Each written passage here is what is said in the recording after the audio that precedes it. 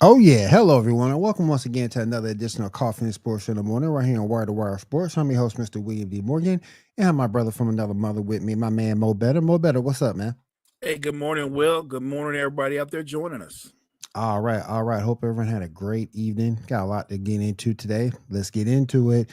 Mo, I did want to ask you, and I didn't get a chance to ask you this yesterday, but I wanted to go ahead and make sure I brought it up today. Um, Nick Wright says Russell Westbrook hasn't been part of winning in basketball in any of his errors. Do you agree with Nick Wright? If it means Russell Westbrook hasn't won a title, that would be a factual statement. But you can't say he hasn't been part of winning.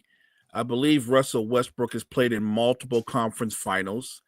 He's obviously been to an NBA final, so he Mhm. has had a level of success. So, look, I get what he's trying to point out and trying to say that he's not a winning player. That's where he's leaning towards. I'm a Russell Westbrook fan, but I will say this, and I've always said this. This goes back to before he left Oklahoma City. He's a great player, relentless, one of the most freakish athletes I've ever seen in NBA history. But in late game situations, I would never want Russell Westbrook hands on the ball. He's just never been a great late game decision maker. That's just that comes with the Russell Westbrook package. But the idea that say that he's not a winner or he hasn't helped teams win, I disagree with that. There are a lot of guys that are associated with winning, and they haven't won titles either. Good morning, Ando. How you doing? How you doing? Good morning, Key. How you doing this morning? Welcome to the stream, everybody. Appreciate y'all being here, taking the time out to join Would us here on Water Wire Network. would we say that Chris Paul's never been part of winning because he hasn't won a title? True that. He True hadn't that. won. He hadn't won anything. True that. Will we say James Harden? There's a lottery list of players that statistically have been dominant and been all NBA players for the better part of a decade. And because they haven't won a title, he's belittling them and saying that they're less than. Right. The Hall of Fame, I just had this conversation, I swear. The Hall of Fame is littered with great all time players that never won a title. And speaking of the Hall of Fame, I'm glad you brought that up because it goes into another topic I have for today. Carmelo Anthony have been elected, and it was notified that he will be going into the Hall of Fame. Well deserved. Yeah, I think Melo's easily a first ballot Hall of Famer. It's not shocking. Remember, I always tell people this: they get caught up in it's the NBA doesn't have a Hall of Fame. It's the Nope. basketball. It's the That's the Hall of basketball Fame. Hall of Fame, and when it's the Hmm. basketball Hall of Fame, it doesn't entail just what you did in the pros. It's your body of work in professional basketball. So it's the fact that he won an NCAA title as a freshman. It's the fact that he's been a member of, I believe, 3 gold medal teams, and that he's a 10-time All NBA player and a 10-time All Star. So he's had a terrific career. We just talked about it. Great career. Did not win did not ultimately win a title, No. but we're not denying that he had a great career. We can look. Nick Wright could, if he wanted to, you can pick apart a lot of careers, but he singled out Russell Westbrook for a reason. Maybe he's got a personal gripe with him. Vince Carter didn't win a title, True. and he had no problem getting into the Hall of Fame. So I think you have to separate being a Hall of Fame player from the whole thing about winning a title. I think the title thing carries more weight when you're in a certain group of players and you're having a conversation about all-time greats, right? We know Melo's a great player. Vince Carter was a great player, and they're in the Hall of Fame. But I think there's levels to the Hall of Fame. Um, Maybe Melo and Vince are on the third floor, but there is a penthouse. They're not in the penthouse, and Right. they don't have access to the penthouse, and there's nothing wrong with that. Zion Williamson has been shut down for the season by the Pelicans. Um, Mo, am I being egregious by calling him a bust? I don't think you can call him a bust, but I think you definitely can call him a disappointment. Yeah. Um, we've seen him play, and when he has played, he's shown you what he can do on the floor. But he's been a disappointment because his weakest, I guess, ability is availability. He's not Yes. available, Yes. and he's not what I would call a leader, not a prototypical franchise player in terms of the guy you want to be represent your franchise as the face of your franchise. I think the Pelicans are going to do what they've done the last few years. They've shut him down. I get that. They're not going to make the playoffs. That's smart. He can come into next season healthy, and I'm sure their plan is he'll be fully healthy.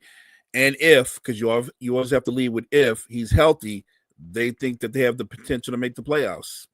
I would agree with all that thinking, but if I were a GM, I would move him while he's healthy. Good point. Good point. Good point. I also thought it was interesting they shut down CJ McCollum too. And I thought picking him up, good locker room guy, but the production just isn't there like it was in Portland. It's not, and I think the CJ can be a piece on a title contender because he is older. I think him and Drew Holiday are around the same age, so I think CJ has value, but I think he has less value as a member of the Pelicans because they're not even playoff contenders, let alone title contenders. I think CJ McCollum would have more valuable. He'd be more valuable to a team like the Timberwolves.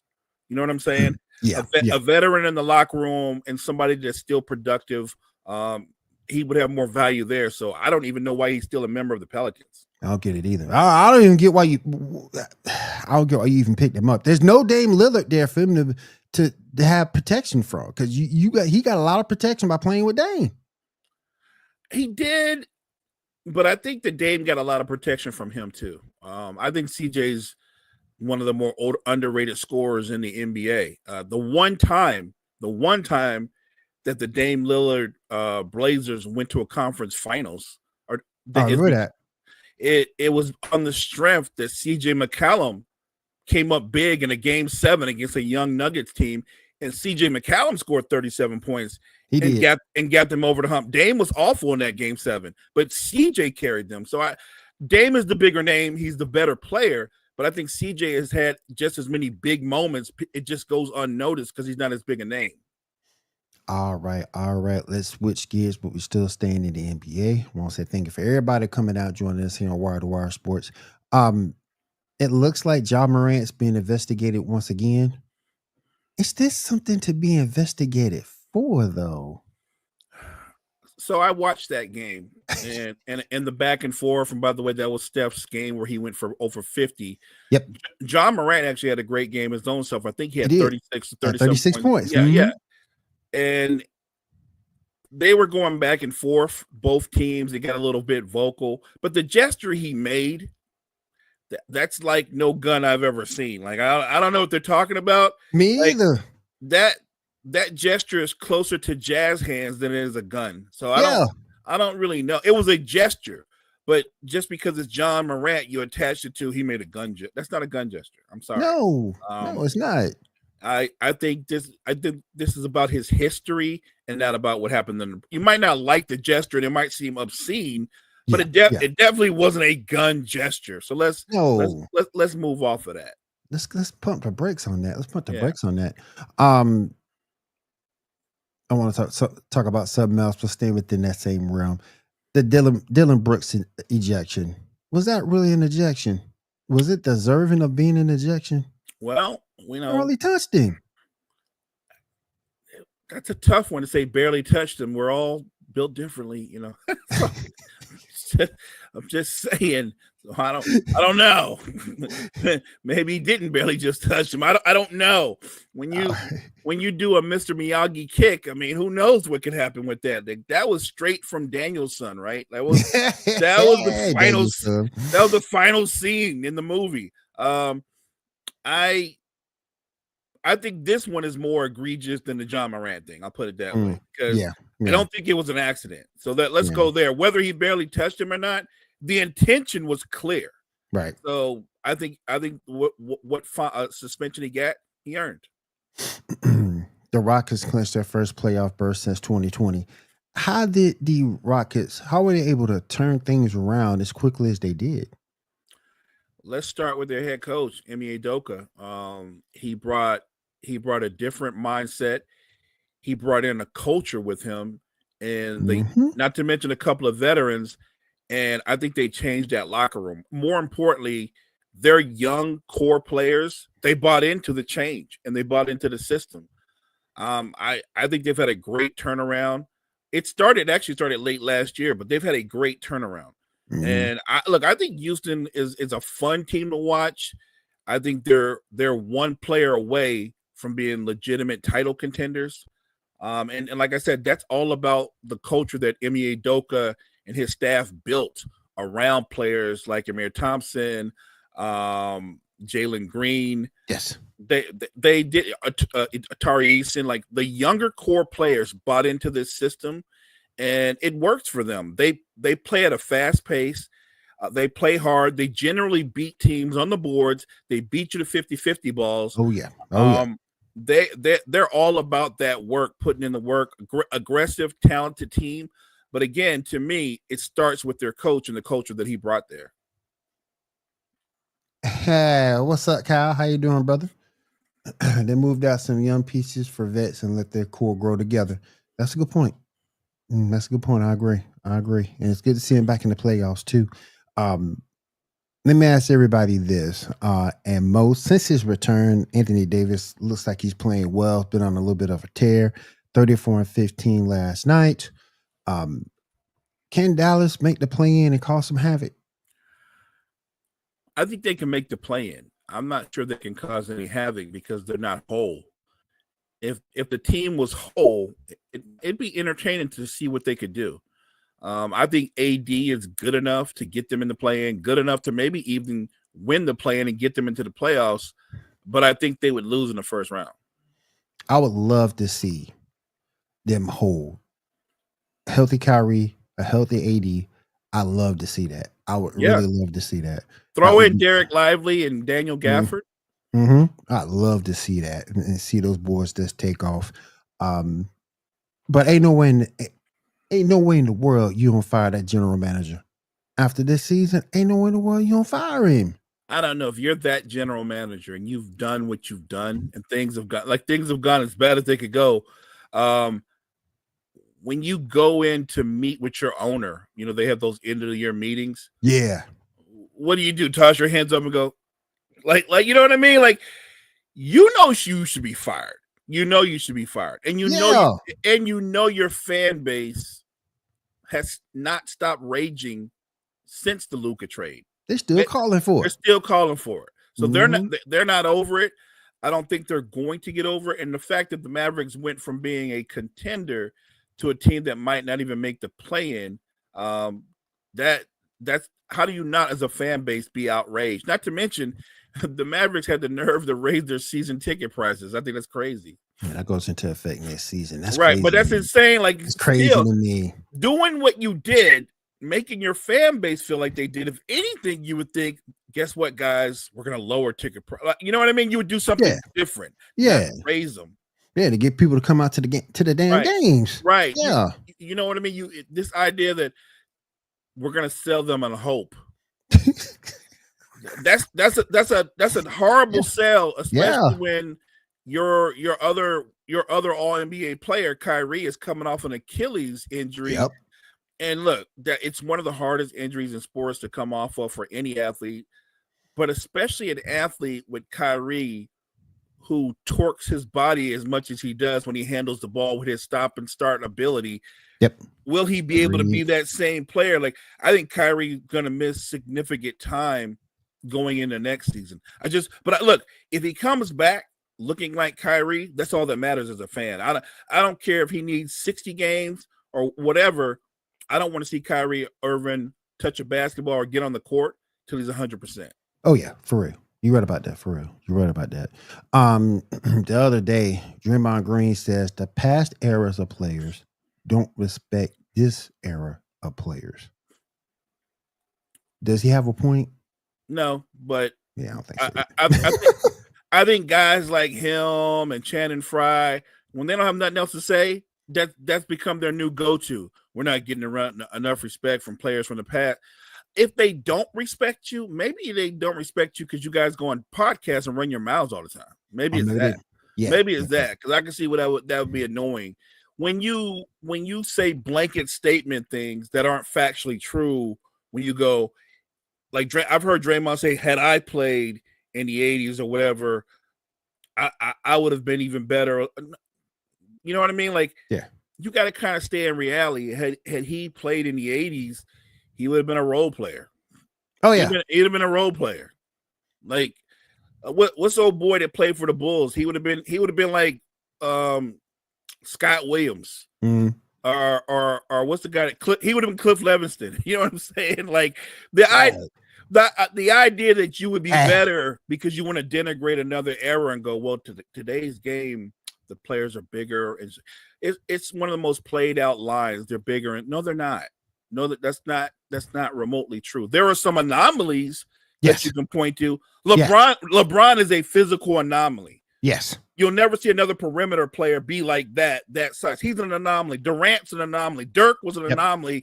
Wemby is an anomaly. Shaq, who, by the way, is not even from this era, is the biggest anomaly of all. You can't say they're bigger and stronger because no one's ever come after Shaq that is bigger and stronger than Shaq. And he's a product of 92. So it's a dumb line, especially when you realize that 2 out of the 3 best players in this league right now are less athletic than you and me. Oh yeah. So you can't go with that tired line. Joking and Luka. Right. You can't use that tired line. I think it's so funny because you mentioned Shaq. You remember when they played the Nets in the finals? And you remember that picture of Shaq dunking and all 5 of those dudes couldn't stop him. That was just amazing. Oh my gosh. You're talking to a lifelong, a diehard Lakers fan. It was funny because before that series, I was thinking, so we're gonna sweep the Nets. Now, and we did. Look, I call it how it was. Their center was Todd McCullough. Yeah, and another guy I think was Aaron. I can't remember his last name, but the point is, it was Todd McCullough and Joe Nobody. And you can't put a Joe Nobody up against a prime Shaquille O'Neal. They didn't have a chance in that series. And even looking at Kobe and what he did, and he went up against better defenders. He had to go up against Jason Kidd, Kenyon Martin, and they couldn't guard him either. So look, think about that. Take a prime Shaq and a prime Kobe, and you just drop them in this NBA with even all the changes. And you can tell me all the things that he can't do. What I can tell you is all the things that Shaq and Kobe can do, they would dominate this era too. Let me ask you this. Who's the better? If you had to take two players, who would you take? Kobe and Shaq or LeBron and D Wade? Oh, I'm taking Kobe and Shaq. I don't think it's that close. Me too. Me too. All in their prime, I'm taking Kobe and Shaq. Yeah, me too. No shot and no disrespect to D Wade. It's not, because that's a great duo. That's a great duo that went to 4. I believe they went to 4 finals together. 4 finals. Right. So I'm not. That's not a knock. I'm just saying the duo of Kobe and Shaq was a better duo. Yeah. I'm taking that one all day long. By the way, I'm a huge Dwayne Wade fan. I think that not only do more fans in general, I think, underrate him, I think he underrates himself. Well, you got what do you have Dwayne Wade ranked as far as all-time shooting guards? I think he's either 3 or 4. I think he's 3 or 4. Yeah. You there ain't too many ahead of him. There's not. I mean, and the 2 that are ahead of him obviously are so iconic, Kobe and Jordan. But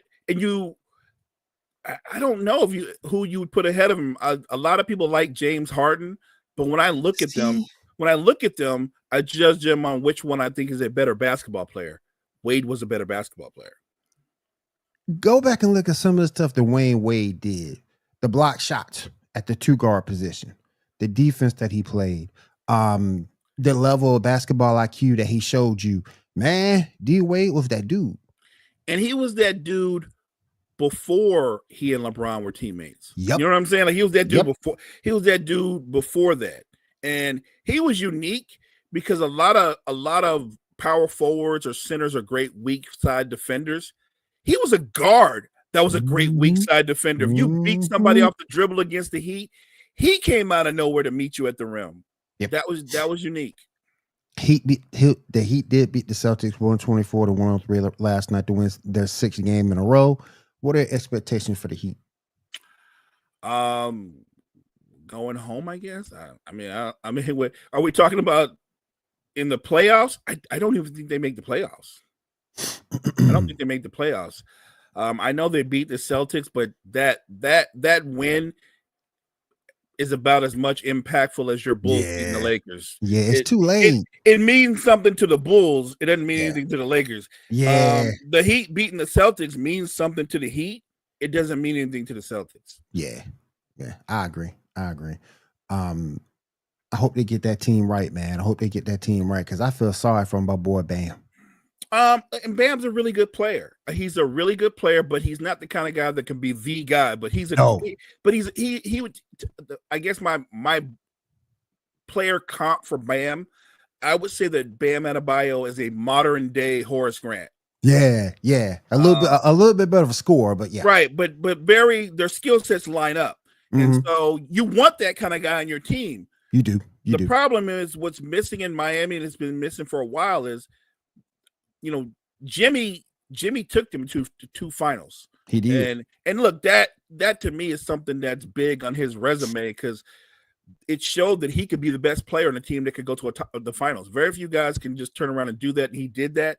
But what they don't have now is they don't have a guy like that. And they don't have that, as you said, how you say it, Mo. They don't have that alpha. They don't have that alpha, right? They don't. Tyler Hero, he wants to be that guy. The problem with it is he's masquerading as the guy, but what he really is he's the sidekick to the guy. Oh yeah. And when they get the guy, they're straight because they'll have their sidekick, and then they'll have the glue guy that can get you buckets, and that's Bam. But right now, what Miami is desperate for is they need a franchise type of player, and they're kind of in the situation with the Steelers in football. They're just good enough to where they don't get a lottery pick. Right. And you know what I mean? Like, and they're not bad enough to where they get a lottery pick. Like they actually need to be worse to be able to go out and try to draft somebody that can change their franchise's fortune. Because other than drafting well, they're left with free agency. And if you're a top free, matter of fact, let's go with the trade rumors. The rumors are that KD's going to get traded. We agree he's going to get traded. Yep. But you're not going to trade him to the Heat because what are you going to get in return unless part of that package is going to be Hero, right? Right. Yeah. So I don't know if Miami has the assets to bring in a Kevin Durant. And look, he's not even the answer to your prayers because he's 37. Yeah. So he's only there. He's a Band-Aid. They don't need a Band-Aid. They need to go out and find their Cade Cunningham. They need that guy, and they don't have it right now. And until they get that guy, Miami's going to be in NBA purgatory for a while. Oh wow, I feel so. I've never met a bad Miami Heat fan. Everybody who loves, who I know that loves the Heat's been really cool. Been really realistic with the team. I feel sorry for that fan base. They deserve a winner. No, look, it's a great fan base, obviously a great area, and they've had some success. But yes, look, I think Pat Riley's done what Pat Riley's done. He gambled on a couple of things when he brought Jimmy Butler there. That was a gamble at the time. It was. And look, Jimmy's been a terrific player for a long time. But if you told me initially that I think Jimmy Butler, that I think he's the kind of guy that could take a team to the finals as the best player, I would have said no. Yeah. And I think let's be honest. Let's keep it. What up, G? Can we cry? Wait a second. Come on. Are we really crying about Miami? I'm not crying about Miami. I'm not crying about Miami. But I think Jimmy overachieved by doing that, and I look at him differently because anybody can go on a fluke, go on a finals run. Jimmy Butler went on 2 finals run. That's not a fluke. They won 3 chips in the last 25 years. You right about that. You right about that. And they won one without LeBron. So can't disrespect that fact. Titles are hard to come by, right? It's not easy. Yep. Like you just said, they won 3 titles in 25 years. You're a Sacramento King fan. You'd love to have that history. You'll love to have that. You feel me? Like if you're a Charlotte Hornets fan, you'd love to have that history. So I'm just saying there are tons of franchises wish they had Miami's history. Look, man, I'm just saying that for that fan base, that's a great fan base. I love that fan base. Everybody's been cool. Everybody, to me, To me, you know, there's some bad fan bases out there, but I think the Miami Heat has a good fan base. Very intelligent. And I just want to see them. I would just love to see them get a winner. We just love to get to see a winner. They're not like Dallas Cowboys fans. We all know how Dallas Cowboys fans are. Oh, wait, I'm sorry. I wasn't supposed to say that. My bad. I wasn't supposed to say that. My bad. Let's go ahead and move over to the NFL. And Mo, I still can't believe this is something that's going down. I still can't believe they're talking about this for real. When I first saw this story a couple weeks ago, I thought it was it's being discussed that the NFL banned the tush push. Come on, man. We really doing this? I still can't get over it myself We because really doing I this? feel like when they meet, this is like your biggest topic of Leave discussion. it Like, alone. how do we stop the Eagles? And somebody stood up and said, "How about we just eliminate it because we can't stop it?" Like they were like, "That guy's smart. This guy's smart. Let's vote on it." Right? If you want to make the case that it's not a football play, you might be able to make that case. But to me, everybody's welcome to do it. Right? Right. Everybody. Right. It's not like they're doing something that nobody else is allowed to do. Like, no, everybody's allowed to Exactly. do it. They just can't do it the way they are. And everybody's invited to stop it. And Yeah. nobody's found a way to stop it yet. I'm gonna keep doing it. I'm gonna keep doing it till you stop it. Right. And that, as they should keep doing it till somebody can stop it. I can't believe it's a thing. I just can't believe it's a thing. I just feel like there's some whiny owners in there that are like, come on, man, we need to do something about that. Like, We do. Look, you're crunching the numbers, but the numbers are they have a huge, powerful, dominant offensive line. They've got a quarterback that can squat 600 pounds. Yep. And I think their running back can squat close to that, if not more. And he's the guy pushing them, right? Like, Yep. It's incredible, but they have the personnel to make it so dominant. Like, not everybody has everything that I just described. Not everybody has that. So why you gonna penalize a team that? So why would you penalize a team that does have it? I'm with you. Look, Make no sense. I think it's a football play. If it wasn't a football play, they've been doing it for the better part of what, 3 years. Yep. And now you just said, you know what? We think we need to outlaw it. It's just stupid. And they're using it. What was the excuse? It's under the guise that it's for player safety. Come on, man. If you're gonna outlaw the tush push for player safety, then I guess what's next? You're gonna outlaw the quarterback sneak at the 1 yard line for player safety. Like, come on, gosh, come on. This is ridiculous. You know this has nothing to do with player safety. Stop it. I just hate it when you get a bunch of suits who's never played the game before. A bunch of these guys in high school got shut up by athletes in their lockers, and now you want to try to make yourself sound smart and do some bull stuff like this. This is ridiculous. This is ridiculous just to hear yourself freaking talk. Leave it be. It's a legitimate football play with a team who has the tools to do it. Leave it alone. Find something. There's so much other stuff that you can talk about that involves player safety. This? Get out of here. Right. There are more important things. You could be talking about rule changes or adding rule changes that could better the game. Right. But I don't think this betters the game in any way. This isn't about bettering the game or competition. This is about a handful of owners that are whining because they can't stop it. And they just said, why don't we just do away with it and we don't have to stop it? It's crazy to me. I did want to go ahead and move over to the Miami Dolphins. It looks like their star receiver Tyreek Hill is unhappy once again. If you were the Miami Dolphins, what would you do with Tyreek Hill?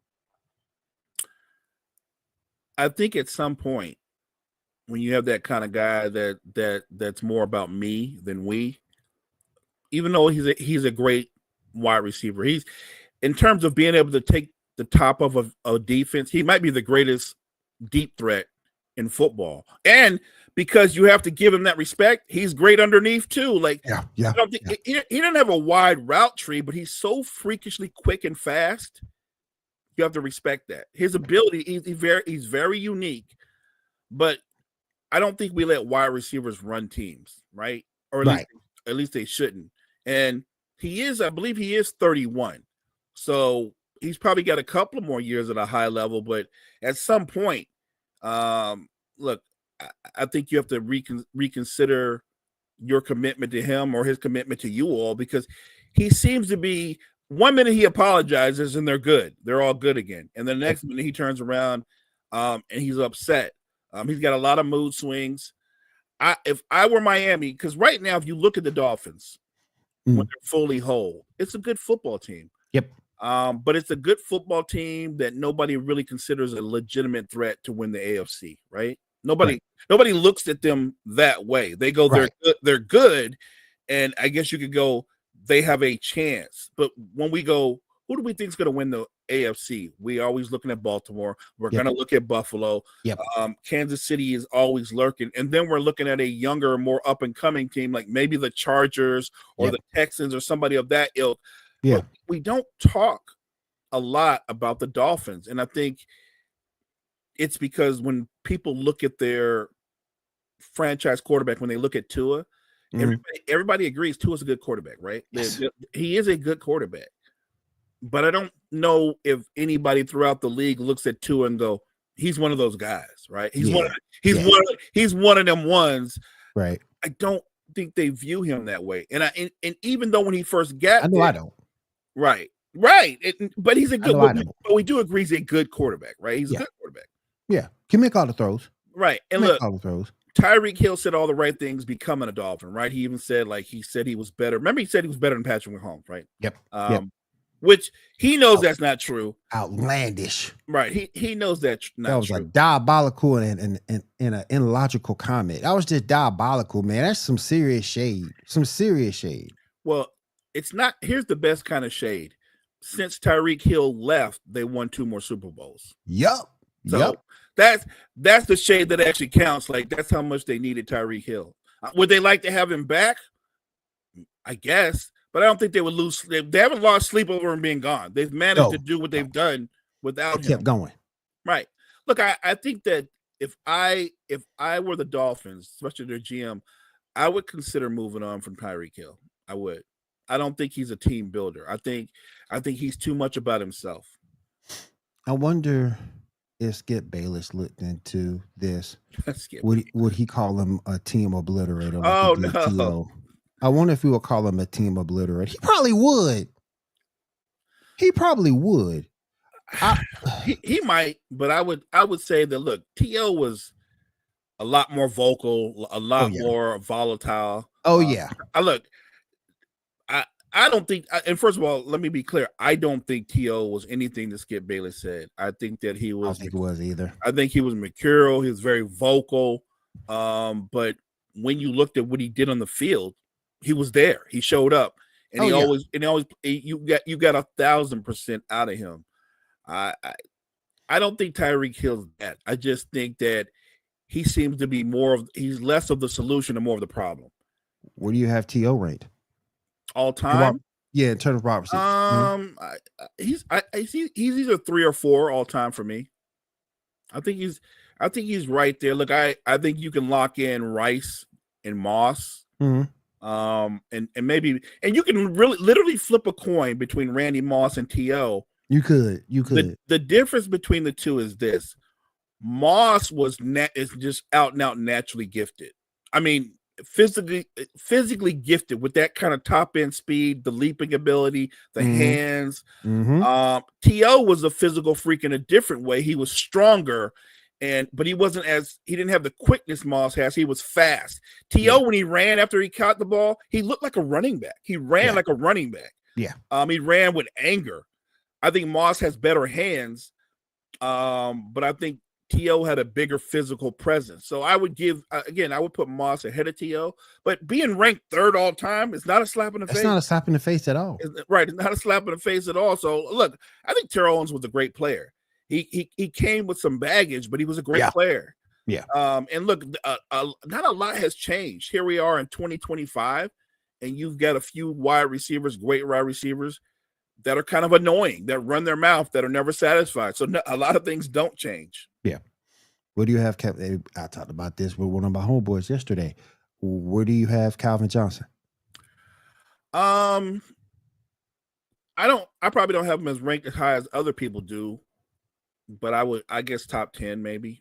But Yeah. I don't even think that's a slap, top 10, Mm-mm, mm-mm. but a lot of people have him ranked a lot higher. I will say this. I watched a lot of Lions games, especially when they played good teams that I was interested in watching. Yeah. I felt like a lot of his stats or numbers they came after they were getting thumped. Like when you thumping a team and then Mhm. you go into that shell coverage. That He little got a, that prevent. he got a lot of he got a lot of yards. I'm just saying the receptions like during getting the brakes beat off of him. So I I think that physically he's bigger than T.O., which is saying a lot. Yeah. Athletic, can high point the football. So he obviously had great ability, but I don't know that he was as good when you look. Like I can't go on what your potential. I can only go on your career. I Right. don't think his career aligns with any of those guys we were just talking about. No. So I I think so I, either. I think he's kind of overrated. Now, Mo, let me ask you this about another receiver who's currently playing. Is DeAndre Hopkins, is D Hop just a guy now?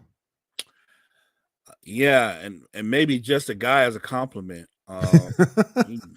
It it's hard when you watch a guy that was once one of the best at his position, right? Yeah. And they get older, and you lose a step, and then the things that kind of he made his money on his hands. He has some of the best hands in football. He did. And then he's as he's gotten older, he's dropping the ball, or I mean, he had a huge drop in the postseason. So I I guess because I'm a fan, I root for him to have a bounce back season and be impactful. But that's me, the fan, wanting that to happen. Right. The reality is, I doubt it's going to happen. Now, we have a free agent wide receiver out there by the name of Amari Cooper. Where are some of the spots you can see where Amari Cooper might end up when the season starts? He's a good football player. He's been a good football player his whole. You know what the weird thing about Amari Cooper is? He's been really good wherever he's been, right?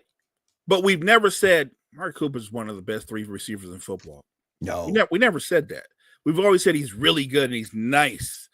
So I do think he has value. I actually think at this point in his career, he would be a really good 2.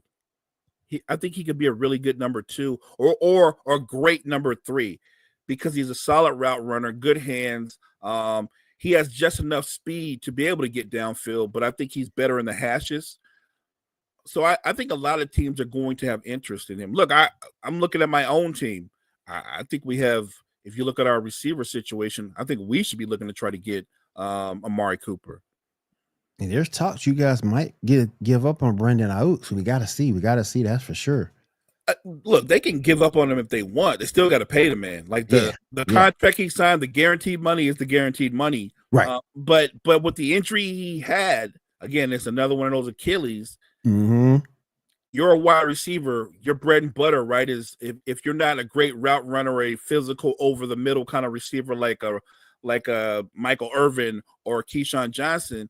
I don't even know if Brandon Ayuk's going to be healthy at training camp. Right, he might not be. Yeah. Like I think it's that kind of injury. You usually, even when you can come back, you need a full season under your belt, and then the next season you look closer to what you're going to look like for the rest of your career. I hope he returns healthy, but I don't want him rushing back. I don't want him rushing back. Look, I think if you're the Niners, it's not about giving up on him, but you need to make a move because you're probably going to be without him at the start of the season. And right now, that receiving core is pretty thin. I'll tell you another place I'd love to see him go: the Seahawks. Yeah. Look, like I said, he's a really good wide receiver. He's been productive everywhere he's gone. I think the Seahawks will be a good fit. It's funny because we were joking about the Cowboys, but they could use another receiver, and he's been there before, right? He's been there before. He's familiar. I don't know what the price tag would be, but look, Amari Cooper as a number 2, I like the way that sounds. I do too. I think the Jets would be another spot. Your 49ers would be a good spot, particularly if Ayuk getting completely healthy. I like the Raiders. I like that situation there for him to go to. The one that really sticks out to me, though, because of Josh Jacobs, is the Packers. I like the Packers, but they do already have a very good young receiving core. He would add to it, but the difference is going to the Packers. I don't think he would be the best receiver. Like, I don't think, you know what I'm saying? Like, I don't think he would be the best receiver. Maybe where he would have more value, being a second or a third, go to Kansas City. Yeah. Go to Kansas City. How about Arizona? I don't know why you go there. You ain't gonna win, so don't go there. I mean, if the money, look, if it's about money and Arizona's going to pay you the money, go to Arizona. Oh yeah. But let's be honest. If you're a wide receiver and you have selfish impulses and you want to put up big numbers, maybe. Jerry, what's up? Hey, what's up, Jerry? How you doing, Jerry? Welcome to the stream. Packers don't need any more receivers. They could use more defensive line depth. I agree with that. My only thing is I love the fact that the Packers have Josh Jacobs as a running back. He draws so much attention, and the fact that receiving core at time to time has been hit with injuries. And that's why I think Cooper would be a great depth piece to that receiving core. You see Reed go out in stretches with injuries. So that's why I think it would be a good spot. Yeah, I'm there with you, Jerry. I'm there with you. See, I abandoned the Mets for the Braves, and now the Braves suck. You can't control health, right? You can't. You really can't. You really can't. And that's the Braves' problem. Health. But again, I think if there's a team that could pull it together, it would be the Braves. If they could pull it together and get healthy, that's something they could do. But yeah, they did implode. They did. This series with the Dodgers ain't make them look good at all. And yes, you losing to the World Series champions, but it's a long season. 162 games.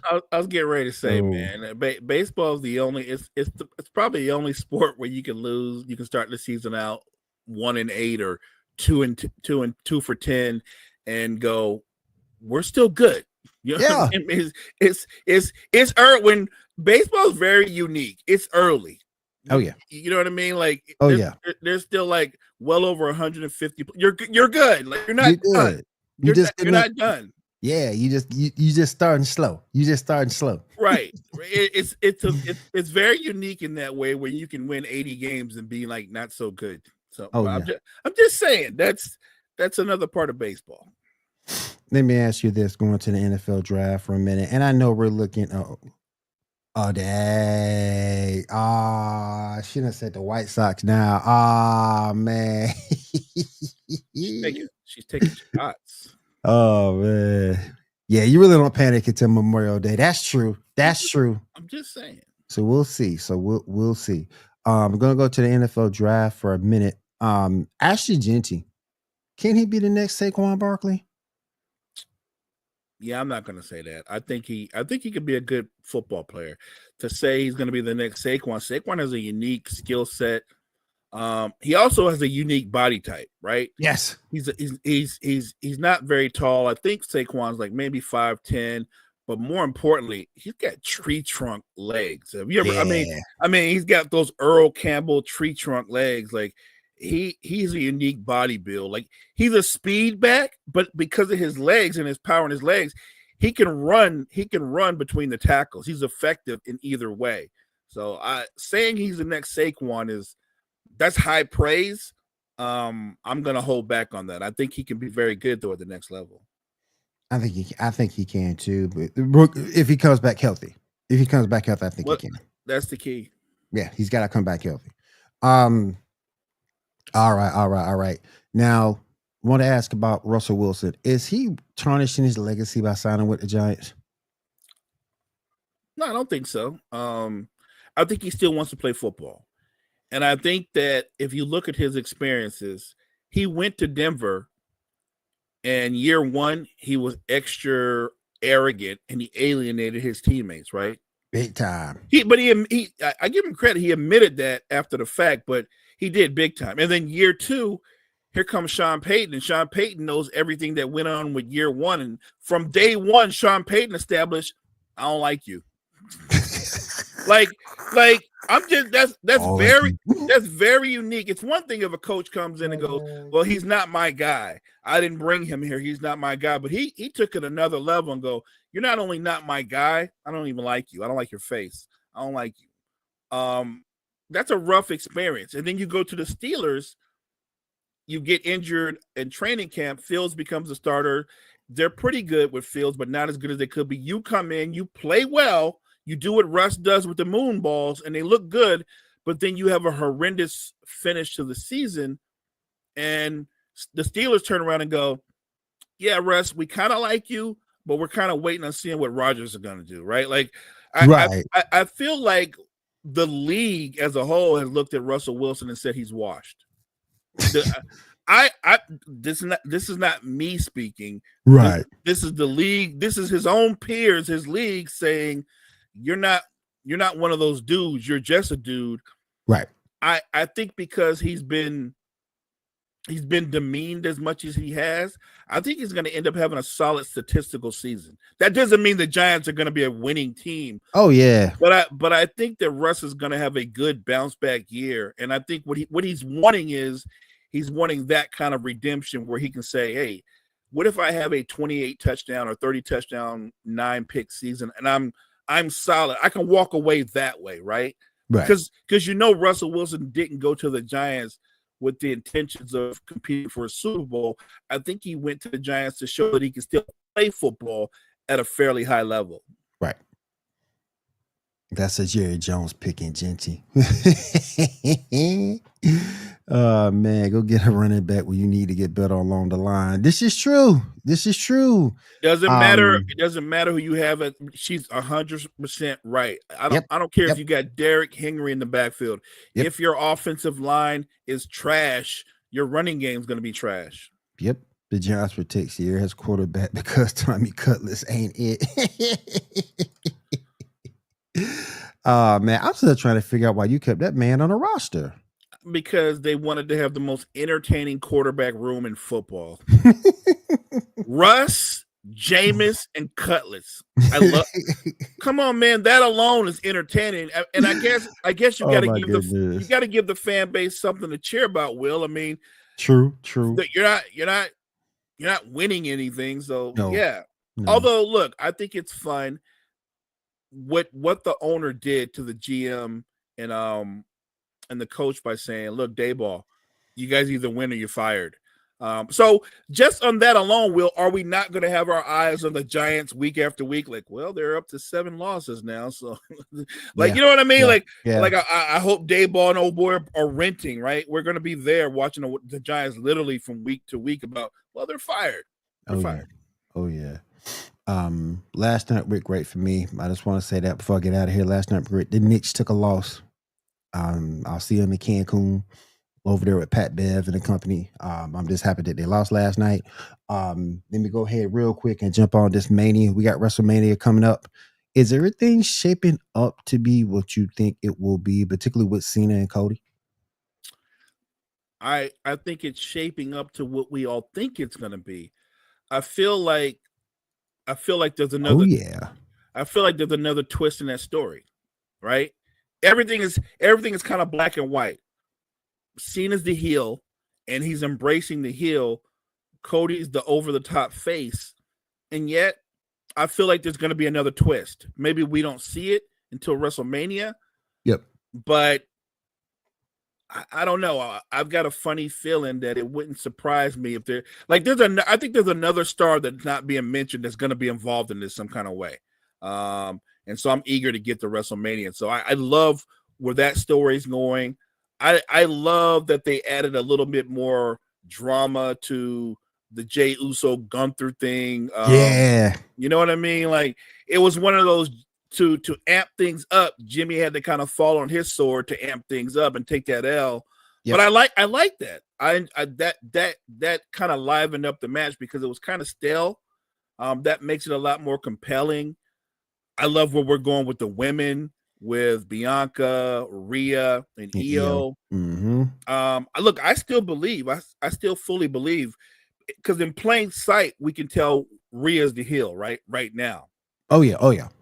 But I think when you get to Mania and it's about who wins the match and how they win the match, I still think Bianca's going to be the heel. She could be. She could be. Very well could be.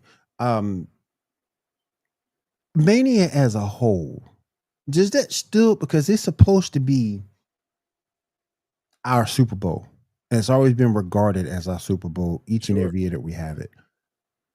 But does it really have the same meaning that it used to back in the day? I would say each Mania is different. But what I will say is if you watch the last WrestleMania, I loved it. I loved it. I mean, and I know that it took place in Philly, and it was cold there. Here's the crazy part: it was cold there, but the fans were engaged. Like they were engaged in that. Were there a couple of matches that kind of underachieved in terms of performance? Sure, but overall, the bigger matches, I was here for it. I enjoyed it. The final match, the main event of night 2, was amazing. That finish with the surprise, all the surprises and the run-ins, like I loved all that. So I think WrestleMania, more times than not, lives up to the hype. And more importantly, I think that if you look at what Triple H has done, having full control over creative and things like that, him and his team have made more compelling stories. Oh, yeah. And I think when you make more compelling stories and you put the right talent in those stories, it can make for great, compelling matches. If you could fantasy book a WrestleMania match, if you could just fantasy book it, who you want to see, maybe 2 guys who are active, one dude's active, another dude's retired, something like that. If you can fantasy book a WrestleMania match, what would it be?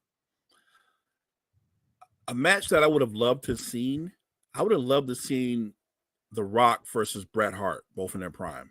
Mm-hmm. I would like to see Rock versus Bret Hart. I've seen Shawn Michaels against Ric Flair, but I saw him against old Ric Flair. I would have loved to see Shawn Michaels against prime Ric Flair, because I think that would have been a great match. Oh yeah, me too. That'd be a good one. I would have loved to see the Usos take on the Road Warriors. Ooh, I think that would have been fun. Ooh, I think that would have been entertaining. Or the Freebirds, the Fabulous Freebirds with Michael Hayes, Terry Gordy. I think we using Freebird rules in that match. Well, you have to. It's the Freebirds. You gotta use it. You gotta use it. You have to, right? Gotta use it. Yeah. Yeah. You know, Buddy Roberts will be there. You gotta use it, right? Oh heck yeah, man! He gets so underrated. Buddy Roberts is very underrated.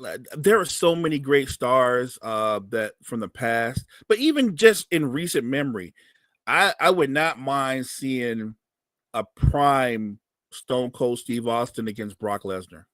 Ooh-wee. I think that would have been fun. I would love to see him. I would love to see Stone Cold versus Goldberg at his height. Yeah, that would be a good one. You're talking about when Goldberg was like at his WCW powers, WCW height. Mm-hmm. Right. Yeah. Not WB, his WCW height. Yeah, that would have been a tough match. Like I said, there are so many great combinations.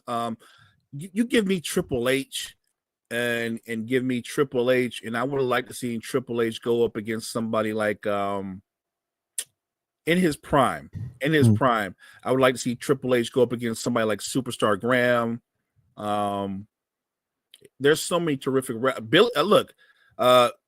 Jimmy, not Jimmy Snuka, but Ricky Steamboat. Ricky Steamboat is great in those Iron Man matches. And Ricky can work with, and the thing that Ricky had, he could work with anybody. Yeah. I like Ricky Steamboat versus Seth Rollins would be a great match. That would be a good one. That'd be a good one. My thing with Goldberg is this. He was good for what he was in WCW. He was good for what he was. You knew 5-10 minutes, no longer than 15. Facts. You knew what he was. And they had that guy years before in WWE. We just called him the Ultimate Warrior. Yep. You knew what the Warrior was. Yep. You knew that you weren't going to get any wrestling moves. And no, for what he did and what he was good at, you get like a good 10 minutes of action, right? That, because he was limited in what he did, but the few things that he did, the crowd loved it. It drew him in. I think you saw his match. I just had a great match real quick. Macho Man in his prime versus Seth Rollins. That would be good. Yeah. That would be good. But I think with Goldberg, I think it's a.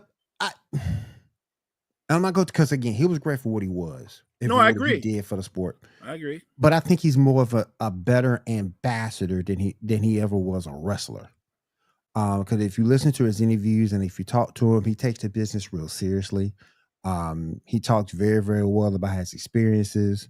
He helped other guys get over, such as Big E. He sort of kind of passed the torch to him a little bit. So I think that he was great for what he was, but as a wrestler, but I think he's an even better ambassador for the sport than he was a wrestler.